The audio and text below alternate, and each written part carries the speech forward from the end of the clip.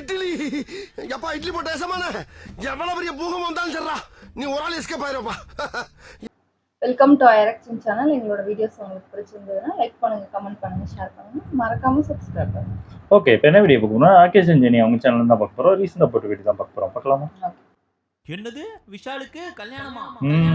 கரெக்டாக இந்த வீடியோ போடுறோம். அவங்களுக்கு கொஞ்சம் தன்ஷிகாவா? அதுவும் லவ் மேரேஜா? சாக்கோரே 15 வருஷமா சேர்ந்து ஒரு படம் கூட பண்ணலையே, அப்புறம் எப்படி இவங்க ரெண்டு பேருக்குள்ள பத்திக்கிச்சு அப்படின்னு என்ன மாதிரி பல பேர் ஷாக் ஆயிருப்பீங்க. அப்படிலாம் சொல்ற அளவுக்கு ஒன்றும் கிடையாது. நாட்டுக்கு ரொம்ப முக்கியமான நியூஸ் இது. இதெல்லாம் ஒரு கண்டென்ட்னு போட வேண்டாம் அப்படின்னு கேட்கறவங்க பல பேர் இருப்பீங்க. மச்சான் என்னோட மக்களுக்கு இந்த மாதிரியான நியூஸ் ரொம்ப பிடிக்குது. அப்படி இருக்கிறப்ப அவங்களுக்கு பிடிக்கிறது கொடுக்கறது தானே என்னோட வேலை. அப்படியே சொல்றேன். ஆமா, நான் தன்ஷிகாவை முழுமையா லவ் பண்றேன். நான் தன்ஷிகாவை தான் நான் கல்யாணம் பண்ணிக்க போறேன். அதுவும் என் மக்கள் என்ன எப்படி தெரியுமா கேட்பாங்க, அப்ப கல்யாணம் நான் கட்டிட்டாரா? 4 மணி நேரம் ஆச்சு, இவ்வளவு லேட்டா வீடியோ கல்யாணம் நான் கட்டினா தான் கல்யாணம் அப்படின்னு எங்க மேல எங்க புள்ளைங்களுக்கு பாசம் ரொம்ப அதிகம். அப்படி தானப்பா? அப்படி எல்லாம் கல்யாணம் பண்ணுவோம். இப்ப விஷயத்துக்கு வருவோம். இப்ப விஷாலும் தன்ஷிகாவும் லவ் பண்றாங்க. ஆகஸ்ட் 29ஆம் தேதி சீக்கிரம் பண்றாங்க. இதுக்கு நியூஸ் கேள்விப்பட்ட உடனே சத்தியமா ரொம்ப பெருமையா இருந்துச்சு. திருமண தேதி வந்து ஆகஸ்ட் 29ன்னு பிளான் பண்ணியிருக்கோம். அது என் பிறந்த இந்த கல்யாணம் பண்றதுலாம் கல்யாணம் பண்ணணும். ஆரியாவையும் பண்ணியிருந்தாரு. ஆரியா தான் கல்யாணத்துக்கு ஓட்டாரு. ஏன்னா சமீப காலத்துல நம்ம விஷால பாக்கிறதுக்கே ரொம்ப பரிதாபமா போச்சு. ஒரு பப்ளிக் ஃபங்க்ஷன்ல கை நடுக்கு சீஃப் கெஸ்டா போன இடத்துல மயக்கம் போட்டு விடுறாரு. ஹாப்பியா தான் இருக்கு. இதுக்கெல்லாம் ஆஸ்பத்திரியில 1008 மருந்து கொடுத்தாலும் பொண்டாட்டின்னு ஒருத்தி வந்துட்டா மாத்திரை மருந்தாலே குணப்படுத்த முடியாத கூட குணப்படுத்திடுவா. பிரியமானவளே படம் பாத்தீங்கல்ல? அதுல நம்ம சிம்ரன் தளபதியை பாத்துக்கிற மாதிரி தன்ஷிகா விஷால பாத்துப்பாங்க அப்படின்னு நம்புவோம். அப்ப அந்த படத்துல வர்ற மாதிரியே இதுவும் 1 இயர் அக்ரிமெண்ட் கல்யாணமா? அப்போ 1 இயருக்கு அப்புறம் இல்ல நான் அவ்வளோ கேவலமான பிறவி கிடையாது. சரி, இத பத்தி டீடைலா டிஸ்கஸ் பண்ண போறதுக்கு முன்னாடி இந்த ரெண்டு பட்டாம்பூச்சிகளுக்கும் நடுவுல எப்படி காதல் மலர்ந்தது அப்படின்றத டீடைலா பார்த்துட்டு இத நம்ம மக்கள் எப்படி பாக்குறாங்க அப்படின்னு சொல்லி ஒரு சில கமெண்ட்ஸ் எல்லாம் படிக்கலாம். நம்ம தன்ஷிகாக்கு வயசு 35 அண்ட் இவரோட வருங்கால கணவர் வயசு 47. கடைசி வரைக்கும் நம்ம எஸ்ஜே சூர்யா மாதிரி கல்யாணம் பண்ணாம பேச்சுலராவே இருந்துருவாரு அப்படின்ற கேள்வி எல்லாம் வந்துச்சு விஷால பாக்குறப்போ.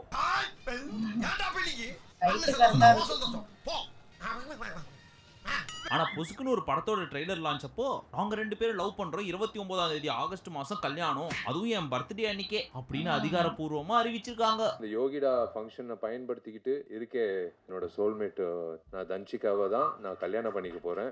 உங்களுக்கு தான் உங்க வைஃப் மேல எவ்வளவு ஆசை.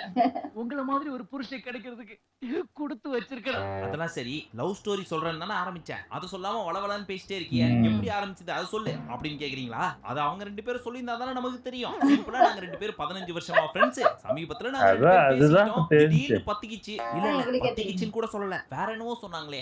சமீபமா தான் பேச ஆரம்பிக்கும் போது எங்களுக்குள்ள ஏற்பட்டுச்சு. திடீர்னு எங்களுக்குள்ள ஏற்பட்டுச்சு.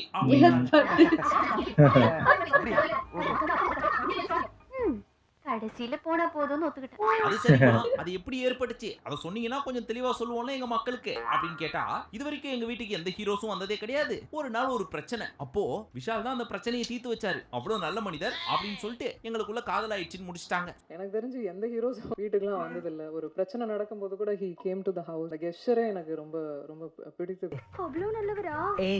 எங்க ஆச்சு, எப்படி ஆச்சு, எதுக்காக ஆச்சு அப்படின்றதெல்லாம் தெரியல. ஆனா நம்ம விஷால் அங்கேயும் போய் ஹீரோ மாதிரி ஏதோ ஒரு வேலை பண்ணிருக்கிறது தன்ஷிகாவோட மனசுக்குள்ள மட்டும் இல்லாம அதுல அற்புதமான விஷயம் என்ன தெரியுமா? இதெல்லாம் எக்ஸ்பிளைன் பண்ணிட்டு இருக்கிறப்போ கேமராமேன் விஷால கவர் பண்றாரு. அப்ப நம்ம விஷால் என்ன பண்றாரு தெரியுமா?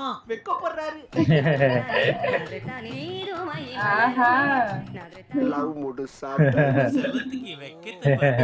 அப்படின்னாப்பா சொன்னாங்க தன்ஷிகா அப்படின்னு கேக்குறீங்களா? எவ்வளவு அழகா ப்ரப்போஸ் பண்ணாங்க தெரியுமா? நான் எதிர்பார்க்கறது எல்லாமே ஒண்ணுதான். அவர் எப்பவுமே சந்தோஷமா இருக்கணும். I love you so much baby. அவர் ஒரு நல்ல மனிதர், அவர் நல்லா இருக்கணும், அவ்வளவுதான். மொத்தத்துல நாங்க ரெண்டு பேரும் சந்தோஷமா வாழ ஆசைப்படுறோம். இல்ல ஆசையா இருக்கு. அதனால நீங்க எல்லாரும் சேர்ந்து எங்களை பிளஸ் பண்ணுங்க அப்படின்னு விஷயத்தையும் சொல்லிட்டு I just want him to be happy, அவ்வளவுதான். and I love you. Please darling. வந்த ஃபங்க்ஷன் வேற மாறின ஃபங்க்ஷனா ஆயிடுச்சு, கல்யாண ஃபங்க்ஷன் ஆயிடுச்சு. பத்திரிகையாளர்களையும் கவர் பண்ணிட்டு இப்படியே போச்சுன்னா விஷாலோட வாழ்க்கை என்னதான் ஆகுறது அப்படின்னு நம்ம எல்லாம் வருத்தப்பட்டு இருந்தோம்ல, அதுக்கு ஒரு முற்றுப்புள்ளி வச்சு அதுக்கு பக்கத்திலேயே நம்ம விஷால வெக்கமும் பட வச்சிட்டாங்க. என்ன பேபி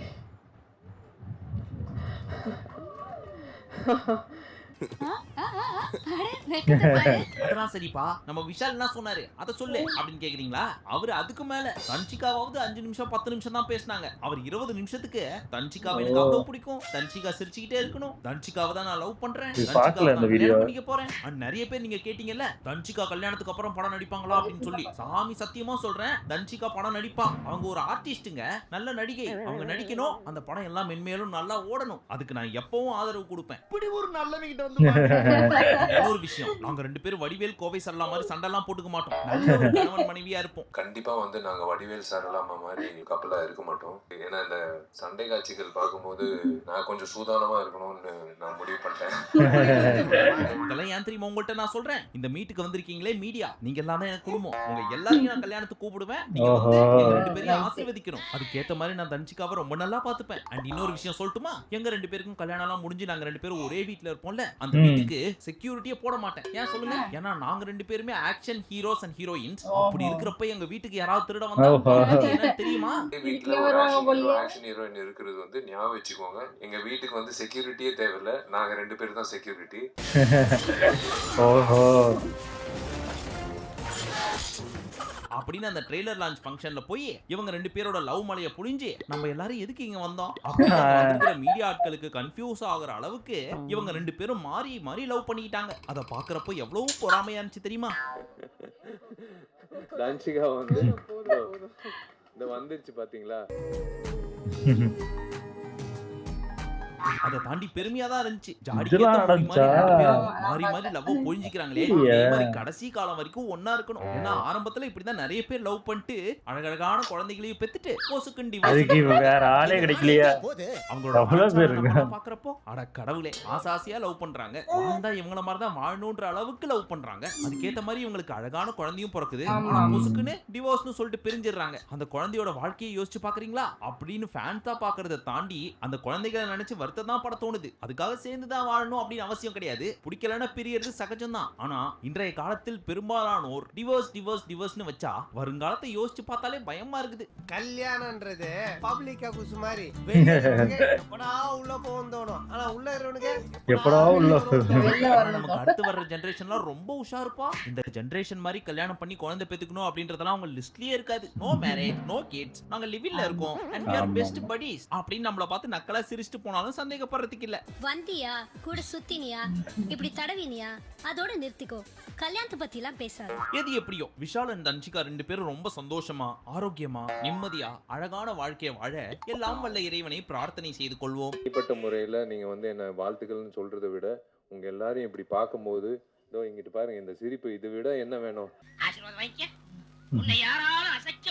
சரி, இப்போ இத பார்த்த மக்கள்லாம் என்ன ஃபீல் பண்றாங்க அப்படின்னு சொல்லி கமெண்ட் செக்ஷன்ல பார்த்தலாமா? செம்ம பேர், லேட் ஆனாலும் லேட்டஸ்டா போல்டா வரலட்சுமிக்கு ஈக்குவலான பொண்ணா லவ் பண்ணிருக்கீங்க. ஃபர்ஸ்ட் அண்ட் லாஸ்ட் மட்டும் வச்சிருக்க வேண்டியது தானே? செம்ம பேர் சூப்பர்னு. இப்போ எதுக்கு சம்பந்தமே இல்லாம வரலட்சுமி எல்லாம் இங்க விடுறீங்க? அவங்க வீட்டுக்கார் யாருன்னு தெரியும்ல? ஆள் பாக்குறதுக்கே ரெஸ்லிங்ல வர்ற கிரேட் காளி மாதிரி பயங்கரமா இருப்பாரு. அவரை வச்சு ரீல்ஸ் எடுத்துக்கிட்டு இருக்காங்க. ரொம்ப பட் என்னதான் அவர் பயங்கர பாடியா இருந்தாலும் மனசு குட்டியா தானே இருக்கும். இந்த மாதிரியான கமெண்ட் எல்லாம் படிச்சா அவருக்கு வலிக்காது? அப்படி எல்லாம் சொல்லக்கூடாதுமா. யாருக்கு தான் எக்ஸ் இல்ல? பசங்க பேசிட்டு தாங்க, நீ ஏதோ பொண்ணு லவ் பண்ணியாமே, நிச்சயமான பொண்ணு, நான் வேணா போய் அவங்கள்ட்ட பேசட்டுமா? சரி, அடுத்த கமெண்ட்டை படிப்போம். She is too naturally in talking, not artificial, unlike heroines like Trisha or Nayan. அவங்க மேல Nayan ஓகே, Trisha என்னமா பாவம் பண்ணாங்க? Trisha நோனே தான் இன்னொரு மேட்டர் ஞாபகத்துக்கு வந்துச்சு. ரீசன்ட்டா தக் லைஃபோட ட்ரைலர் வந்துச்சு தெரியுமா? அதுல ஒரு சீனை பார்த்துட்டு நம்ம மக்கள் ஆழ்ந்த வருத்தத்துல இருக்காங்க. அதை இந்த கமெண்ட் முடிச்சதுக்கு அப்புறம் பேசுவோம். இப்போ இதை முடிச்சு விட்டுருவோம். தம்பி முடிச்சு விடுறோம். Out of latest controversies about Vishal health, it's too good to hear about his marriage. Hope he come back stronger. அதே தான் சொல்றேன். பாவம் அந்த மனுஷன் ஏகப்பட்ட கான்ட்ரோவர்சில மாட்டி ஆளே ரொம்ப பலவீனம் ஆயிட்டாரு. பட் கவலைப்படாதீங்க, Dhanshika is a bold girl. அவங்க கட்டாயமா பலவீனத்தை பலமா மாத்துவாங்க. ஒட்டு மொத்தத்துல நம்ம மக்களுமே இவங்க 2 பேரும் நல்லா இருக்கணும் அப்படின்னு சொல்லி தான் வாழ்த்துறாங்க. அவங்கள மாதிரியே நம்மளும் வாழ்த்திட்டு அடுத்த மேட்டருக்கு போயிடுவோமா? அதான் நம்ம த்ரிஷா மேட்டர். அது ஒரு பெரிய மேட்டருங்க. அது என்னன்னு கேட்டீங்கன்னா, இந்த தக் லைஃப் ட்ரைலர் நீங்க பாத்திருப்பீங்கல்ல?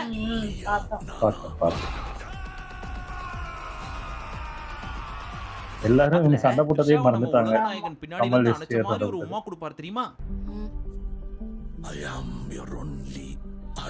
அத பார்த்துட்டு என்னன்னா மீம்ஸ் போட்டுட்டு இருக்காங்க தெரியுமா நம்ம பசங்க இன்டர்நெட்ல? அதெல்லாம் கொஞ்சம் நீங்களே பார்த்துட்டு வாங்க. உள்ள இருந்து நான் பாத்துக்கிட்டு இருப்பேன், வெளியே அமரம் பாத்துக்குவான். அப்ப புரியல, இப்ப புரியுது. உள்ள இருந்து நான் பாத்துக்கிட்டு இருப்பேன், வெளியே அமரம் பாத்துக்குவான். அடப்பாவிகளே. பேதியில போவான், அது கொண்டாட்டில. ஒருவேளை இதனால இருக்கும் சண்டையா? தப்பு பண்ண ஒத்தல்ட்டேன், அப்படியே அழுகுறேன். என்ன அழுகுறேன் தெரியல. பாத்தீங்களா, இதெல்லாம் நீங்க ஜஸ்ட் ட்ரைலர்ல பார்த்த ஒரு சில ட்ரைலர் மட்டும் இது தான். டேய் கையிலங்கடா டேய் சச். சாரி, ஆண்டவர் திருடிட்டாரா?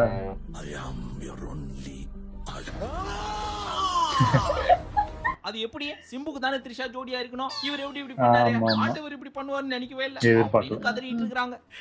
என்னன்னு நீ இதெல்லாம் ஒரு வழியாட்ட, அந்த வழியே தாக்கிட்டேன்.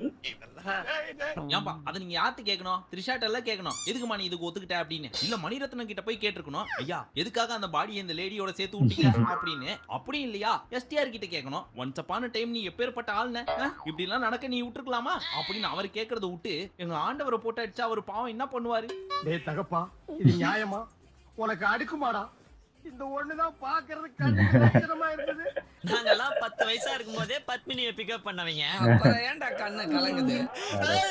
சரி எனக்கு கிடைக்கிற நிம்மதியா இருந்த அதையே சொல்லி என் தலையில கல்ல தூக்கி போட்டியா. நாம என்னப்பா செய்யறது? நம்ம ஒண்ணு நினைச்சா தெய்வம் ஒண்ணு நினைக்குது. தெய்வம் நினைக்கிறது இருக்கட்டும்டா, நீ ஏன்டா நினைச்ச? முடியலப்பா. அதுக்கேத்த பாட்டு வேற ஒரு விட்டாங்க. உம்மா கூட குடுக்கல. ஐ அம் யுவர் ஒன்லி அடம் அப்படின்னு சொல்லிட்டு கண்ணை மூடிட்டு தான் இருக்கிறாரு. இந்த அம்மா தான் சிரிச்சிட்டு இருக்குது. நீங்க கவலைப்படாதீங்க ஆண்டவரே, உங்களுக்காக பேசுறதுக்கு நான் இருக்கிறேன். மறக்காம பிக் பாஸ்க்கு இந்த தடவை நீங்களே வந்துருங்க ஹோஸ்டா. அப்படி இல்லனா பேசுனதெல்லாம் வாபஸ் வாங்கிப்பேன். வருவான் பாரு, வரணும். இத தாண்டி இது நிறைய விஷயம் போயிட்டு இருக்குது. இந்த சுச்சின்னு ஒருத்தங்க இருந்தாங்க, ஞாபகம் இருக்கா? அவங்க போன ஜென்மத்துல நம்ம டீக்கு மாமா பொண்ணா பிறந்திருப்பாங்க போல இருக்கு. அந்த பஞ்சாயத்தை தீர்த்துக்கிறதுக்காகவே இந்த ஜென்மத்துல பிறந்து நம்ம டீக்கு மட்டும் ஆப்பு வைக்காம நம்ம ஜேவோட ஒய்ஃபுக்கும் ஆப்பு வச்சிட்டு இருக்காங்க. அந்த கர்மத்தெல்லாம் பேசுறதுக்கு எனக்கு சத்தியமா மனதைரியமே கிடையாது. அதெல்லாம் பேசுறதுக்கு நான் இருக்கிறேன், நான் பேசிக்கிறேன் அப்படின்னு ஜெனி ஏதோ பேசி வீடியோ எடுத்து போடுறதா இருக்காங்க. அதுல போய் பார்த்து தெரிஞ்சுக்கங்க. எனிவே மெயின் விஷயம் என்ன? அப்படியே தெரியல என்ன பேசுனாங்க தெரியல. கல்யாணம் பண்ணிக்க போறாங்க. அவங்க சந்தோஷமா இருக்கட்டும், ஆரோக்கியமா இருக்கட்டும். அவங்களுக்கு வாழ்த்துக்களை என் சார்பாவும் நம்ம ஆர்என்ஜே பிளட் சார்பாவும் சொல்லிட்டு இன்னும் ஒரே ஒரு கோரிக்கை. ஒருவேளை உங்க 2 பேருக்கும் பொண்ணு பிறந்தா விஷால் அண்ட் தன்ஷிகா ரெண்டுத்தையும் சுருக்கி விஷிகான்னு வச்சிருங்க. ஒருவேளை பையன் பிறந்தா தன்சால்னு வச்சிருங்க. சூப்பரா இருக்கு. மீண்டும் உங்களை அடுத்த வீடியோவில் சந்திக்கும் வரை நன்றி, வணக்கம், நமஸ்தே, நமஸ்கார். சூப்பர், நல்லா இருந்துச்சு. ஆனா இது எதிர்பார்க்காத ஒரு நியூஸ். அவரு சொல்லிக்கிட்டே இருப்பாரு, அந்த கல்யாண மண்டபம் இந்த இதுக்கு கட்டி கல்யாண மண்டபம் கட்டி அதுலதான் எனக்கும் ஆரியா கல்யாணம்னு சொல்லிக்கிட்டே இருந்தாரு. ஆமா ஆமா, அதுக்குதான் ஆரியா வந்து கல்யாணம் பண்ணிட்டு போயிட்டாரு. அதுக்கப்புறம் இப்போ விஷால் அது கட்டி முடிச்சிட்டாங்களா என்னன்னு தெரியல. அது ரசிகர் மன்றம் இல்ல, அது கல்யாண மண்டபம் அந்த இவங்களுக்காக கட்டினது. அது அந்த உங்க இது இருக்கு, அவங்க நடிகர் சங்கம், அவங்களுக்காக நான் கல்யாண மண்டபம் கட்டுறேன், அதுலதான் என் கல்யாணம் நடக்கும்னுலாம் சொல்லிட்டு இருந்தாரு. ஆமா ஆமா, இது உண்மையாவே ஷாக்கிங்கா இருந்தது. கொஞ்ச நாளைக்கு ஃப்ரெண்டா இருந்திருக்காங்க, 15 வருஷமா ஃப்ரெண்டா இருந்திருக்காங்க. உடம்பு சரியில்லைன்னு சொல்லிட்டு இருந்தாங்க. திடீர்னு இப்படி நல்ல ஒரு நியூஸ் தான். அப்புறம் அது தக் லைஃப் வந்து ட்ரைலர்ல எங்களுக்கு ஒரு ஹார்ட் அட்டாக் வந்துச்சு. இப்போ ஒரு அடுத்த பாட்டு சுகர். ஆனா என்ன த்ரிஷா தான், விட மாட்டேன். நல்லா இருந்துச்சு. ஓகே, இந்த வீடியோஸ் உங்களுக்கு பிடிச்சிருந்தா லைக் பண்ணுங்க, ஷேர் பண்ணுங்க, கமெண்ட் பண்ணுங்க, மறக்காம சப்ஸ்கிரைப் பண்ணுங்க. எல்லாருக்கும்